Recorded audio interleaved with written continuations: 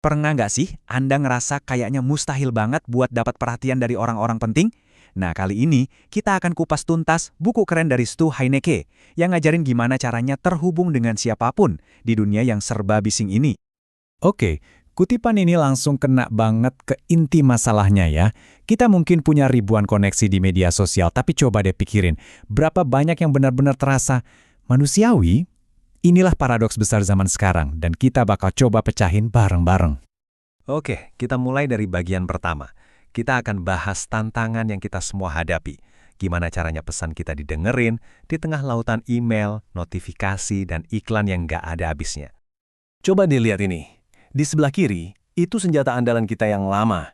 Email otomatis, telepon nawarin produk secara massal, promosi yang gitu-gitu aja. Terus hasilnya?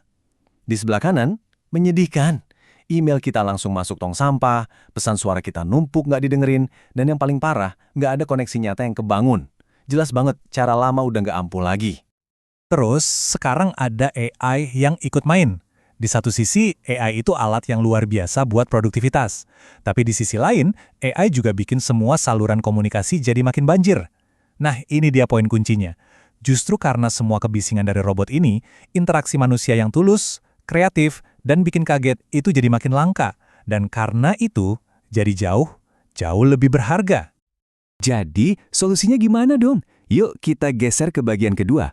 Kita akan bahas filosofi inti dari buku ini yang bukan cuma sekedar taktik, tapi benar-benar sebuah perubahan total dalam cara berpikir. Nah, ini dia jagoannya, pemasaran kontak. Gini deh, lupain soal ngelempar jaring raksasa secara acak. Pikirin ini lebih kayak pakai tombak yang diarahkan dengan presisi super tinggi. Intinya, bukan menjangkau ribuan orang, tapi menciptakan satu momen tak terlupakan dengan segelintir orang yang paling penting buat karir atau bisnis Anda. Wah, saya suka banget kutipan ini karena bener-bener nangkep semangatnya. Pemasaran kontak itu bukan buat orang yang main aman. Ini buat mereka yang berani, yang pengen kelihatan beda, dan yang ogah cuma jadi satu lagi email yang nggak kebaca di kotak masuk orang. Nah, ini poin yang krusial banget. Sebelum kita ngomongin taktik-taktik gila, kita harus bangun fondasinya dulu. Gini, buat bisa nyambung sama orang penting, Anda sendiri harus kelihatan penting. Buku ini nyebutnya perombakan VIP. Ini bukan soal pura-pura, tapi soal membangun status Anda secara nyata. Pertama, bikin pernyataan VIP yang jelas tentang siapa Anda dan nilai apa yang Anda bawa. Terus, yang paling penting, jangan cuma nyari perhatian, ciptakan sesuatu. Bikin blog, podcast, atau bahkan tulis buku. Ini ngubah Anda dari pencari jadi kreator. Tujuannya, jadi sumber wawasan terpercaya di bidang Anda. Kalau Anda udah jadi orang yang dicari, Anda nggak perlu susah-susah nyari lagi. Oke, siap-siap ya. Ini bagian paling serunya. Di sini kita bakal lihat contoh-contoh nyata pemasaran kontak yang saking kreatif dan beraninya hampir mustahil buat diabaikan. Coba bayangin, Anda lagi di kantor terus dapat kiriman sekotak donat. Wah, seneng dong. Pas Anda buka dengan semangat, isinya kosong. Aneh banget kan? Nah, ini salah satu taktik jenius yang dibahas di buku. Dan ini dia yang disebut sebagai momen balik. Momen di mana Anda menjungkir balikan ekspektasi orang. Secara psikologis, ini tuh mengganggu pola. Kita udah biasa dapat email promosi, tapi kita nggak biasa dapat kotak donat kosong. Ini bukan cuma gimmick, ini adalah cerita mini yang ubah sikap cuek jadi rasa penasaran. Tiba-tiba, si pengirim bukan lagi cuma nama di email, tapi jadi orang yang cerdas dan gak terlupakan. Yuk, kita naikin levelnya lagi. Dan Wall Schmidt, dia ngirimin pedang seharga $1.000 ke para CEO perusahaan yang baru aja gagal mencapai target pendapatan. Pesannya, berjuang lebih keras. Ini adalah metafora visual yang begitu kuat dan berani, nggak mungkin diabaikan. Kalau menurut Anda pedang itu udah berani, yang ini bener-bener di luar nalar. Bayangin, seorang sales ngirim merpati pos, merpati hidup, ke seorang CEO yang terkenal susah banget ditemuin. Pesannya, minta si CEO nulis jadwal rapat. Iketin di kaki merpatinya, terus lepasin. Gila kan? Tapi hasilnya, dia dapat rapat itu. Mungkin Anda mikir, wah taktik-taktik ini kan mahal dan berisiko banget.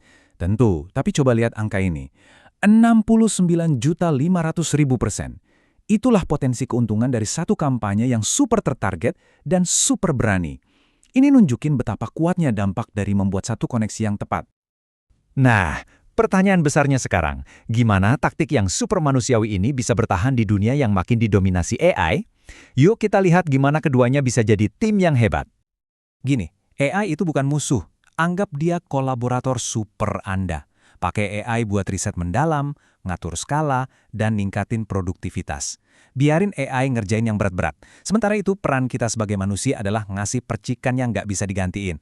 Kreativitas, elemen kejutan, dan keberanian murni yang nggak bisa diprogram. Kutipan ini benar-benar ngerangkum semuanya. Kita terlalu sibuk ngejar efisiensi sampai kita lupa apa yang sebenarnya bikin sesuatu berhasil. Koneksi.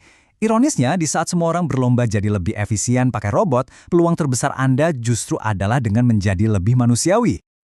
Jadi, kesimpulannya begini. Di zaman AI ini, kemampuan buat menjalin koneksi antar manusia, buat menembus semua kekacauan digital dengan sesuatu yang nyata dan berkesan, itu bukan cuma relevan, itu adalah keunggulan kompetitif paling utama. Inilah kekuatan super Anda. Kita tutup pembahasan ini dengan satu pertanyaan buat Anda renungkan. Di tengah gelombang otomatisasi, gimana cara Anda untuk tampil beda? Apa kotak donat kosong versi Anda? Coba pikirkan, karena jawaban dari pertanyaan itu bisa mengubah segalanya.